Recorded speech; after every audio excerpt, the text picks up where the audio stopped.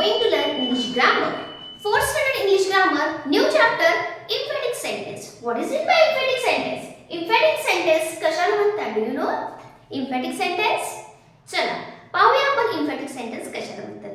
कोणाला वाटलं असेल बाकीचे simple sentence, complex sentence, compound sentence मध्ये हे emphatic काय?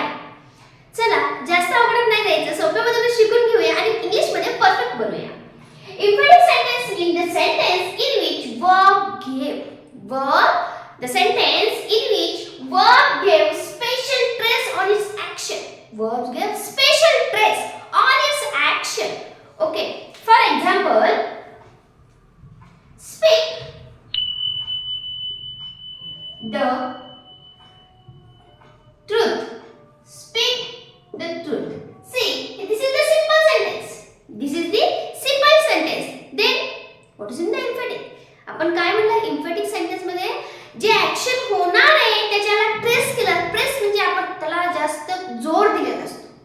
काय दाबायचं नाही आपल्याला तिथे, त्याला जास्त जोर दिलेला असतो.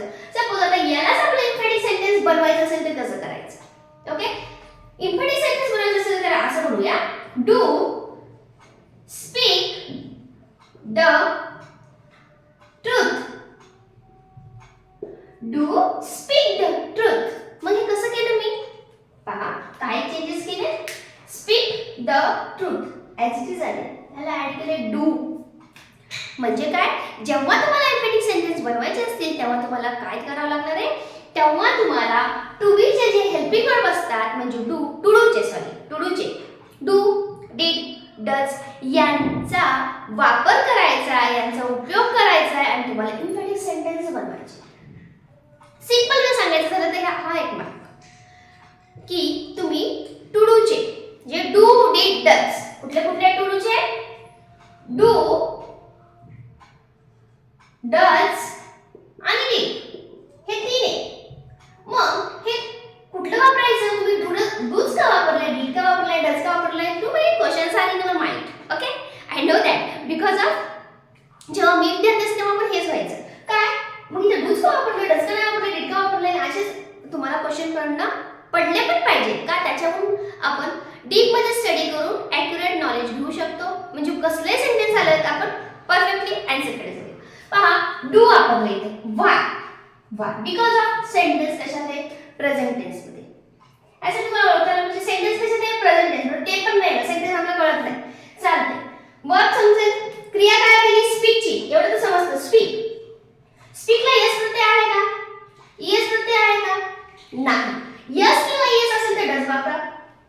ओके, ईडी किंवा V3 चा फॉर्म असेल तर डिड वापरा. म्हणजे सिंपल सेंटेन्स झालं. हे दोन्ही पण तुम्हाला वापरायचे फक्त प्रेझेंट टेन्स मध्ये. हे दोन्ही पण कशाला वापरणार तुम्ही? प्रेझेंट मध्ये वापरणार. आणि हा एकदा डिड हा पास्ट मध्ये वापरायचा. कधी वापरायचा? पास्ट मध्ये. जेव्हा तुम्हाला एम्फॅटिक सेंटेन्स तयार करायचा असेल तेव्हा तुम्ही डू किंवा डज प्रेझेंट सेंटेन्स असेल किंवा प्रेझेंट टेन्स मध्ये वर्ब असेल तर वापरा आणि पास्ट मध्ये असेल तर तुम्हाला डिड वापरायचं. ओके, मग हे कसं ओळखायचं? मग प्रेझेंट मध्ये दोन आहे, डू आणि डज. मग कधी डज वापरायचं, कधी डू वापरायचं? चला पाहूया. आता सांगितल्याप्रमाणे स्पीकला जर यस किंवा यस प्रत्यय असेल किंवा वर्बला यस किंवा यस प्रत्यय असेल सेंटेन्स मध्ये तर डज वापरा. आणि जर यस किंवा यस प्रत्यय नसेल, V1 असेल तर डू वापरा. अजून एक अट आहे. काय अट अशी आहे? जेव्हा तुम्ही टू डू चे कुठलेही वापरा, डू, डज, डिड कुठलेही वापरा, याच्यानंतर तुम्हाला V चा फर्स्ट फॉर्मच वापरावा लागतो. V चा फर्स्ट फॉर्मच वापरतो. नो यस प्रत्यय. त्याला असं फिक्स यस नाही पाहिजे, यस नाही पाहिजे, ईडी नाही पाहिजे, म्हणजे V1च पाहिजे. हा त्याला रूल आहे. चला बघूया मग सिंपल सेंटेन्स बघूया आणि त्याला आपण एम्फॅटिक करून दाखवते. म्हणजे तुम्हाला हे सगळे जे डाऊट आहेत ते क्लिअर होऊन जातील. ओके, आणि या एका साइडला मी सिंपल सेंटेन्स लिहिते, एका साइडला इम्प्लिसिट सेंटेन्स लिहिते. Simple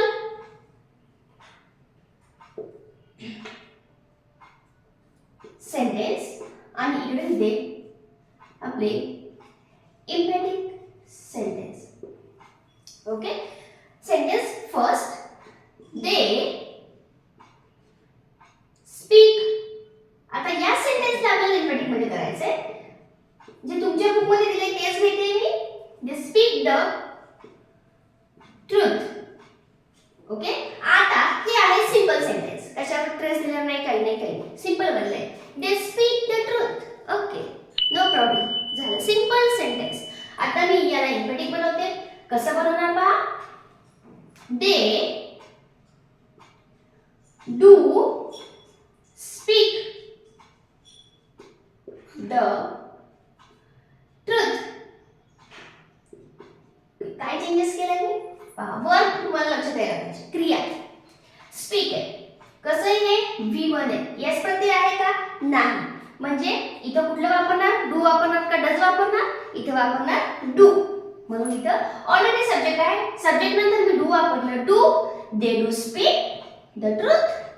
they do speak the truth म्हणजे इथं ट्रेस दिलाय. इथे काय केलेलं आहे मी, ट्रेस दिलाय, जास्त भर दिलाय कशावर, ऍक्शन वर्डवर. ओके, या पद्धतीने नेक्स्ट पाहूया. नेक्स्ट सेंटेन्स आहे शी स्पीक. हे सेंटेन्स आहे, फक्त याची करते म्हणजे सब्जेक्ट मी चेंज करायले, कुठे यस नसेल तर ऍड करायले, त्यानुसार म्हणजे तुम्हाला समजेल की एकच सेंटेन्स तुम्ही घेतले त्याला यस यस असं वेगवेगळं जर प्रत्यय नसेल असेल घेतलं तर तुम्हाला इझी तुमचे कन्सेप्ट क्लिअर होतील. Speak the truth. आता यामध्ये काय changes, she speak the truth. आता मी काय केलं होतं, इथं वर्ब आयडेंटिफाय केला इथे यस आहे प्रत्यय आहे. ओके, काही हरकत नाही, लिहा शी. लिहिलं यस आहे, काढून टाका, डज घ्या. का टू डूचे हेल्पिंग वापरायचे, डज घेतला. ओके, एक लक्षात ठेवायचे, डू नंतर V1 इथं होतं म्हणून आपण लिहिलं. या ठिकाणी मात्र तुम्हाला V1 लिहिताना हे यस आहे ना, ते काढून टाकायचं. Speak the truth. झालं सेंटेन्स तयार. पहा, डू वापरलं इथे डज वापरलं. Now your concept is clear. Yes असेल यस काढून टाकायचं जर तुम्ही डज लिहिलं असेल तर. आता नेक्स्ट घेऊया. शी स्पोक. आता पहा, स्पीक नाही आहे, स्पोक आहे. He spoke the truth. आता स्पोक कोणा समजते की हा कुठला फॉर्म आहे, पास्ट टेन्स सेंटेन्स आहे किंवा V3 फॉर्म आहे. ओके, पण शीला लिहा. ओके, स्पोक आले म्हणजे हे V1 नाहीये, हा कुठला आहे, V3 आहे. स्पीक स्पोक, स्पोकन म्हणजे पास्ट मध्ये आहे. V2 आहे, स्पीक स्पोक स्पोकन होतं, V2 आहे. आपण सरळ ह्याला V2 V3 म्हणण्यापेक्षा आपण तुम्ही पास्ट म्हणा, कुठलं पण असू शकतो पास्ट. ओके, पास्ट असेल तर तुम्ही काय घेणार आहे, डीड. बरं ठीक आहे, डीड घ्या. पण मग इथे स्पोक नाही लिहायचं, इथं V1 लिहायचं, स्पीक लिहायचं. काय घेणार तुम्ही इथं, speak. She did speak the truth. Okay, काय केले आपण, she spoke the truth होतं. इन्फेटिक बनवताना आपण हा ओळखायचा काळ कुठला आहे, पास्ट मध्ये, हा काही प्रेझेंट नाहीये म्हणून मी वापरलं डीड. पण मी सांगितले तुम्हाला टू डू तुम्ही हे जे वर्ब वापराल, टू डूचे हेल्पिंग वर्ब तुम्ही वापरणार, त्यानंतर V1 लिहायचं. हे डोक्यात फिट करून ठेवायचं, कारण खूप जण हे सगळे चेंजेस करतात, डू डज वापरतात पण इथले चेंजेस करतच नाही. हाय तसं स्पोकला स्पोक लिहितात, मग ते सेंटेन्स रॉंग करतात. या पद्धतीने तुम्हाला मी सांगितलं डू डज डीड कधी वापरायचं. सपोज अजून जर वेगळे वर्ड घ्यायचे तर कम. एक सेंटेन्स दाखवते तुम्हाला घेऊन की त्याच्यामध्ये तुम्ही कसं चेंजेस करू शकता. आता इथं काय म्हणतात, सब्जेक्ट होता, मी फक्त इथं म्हणते कम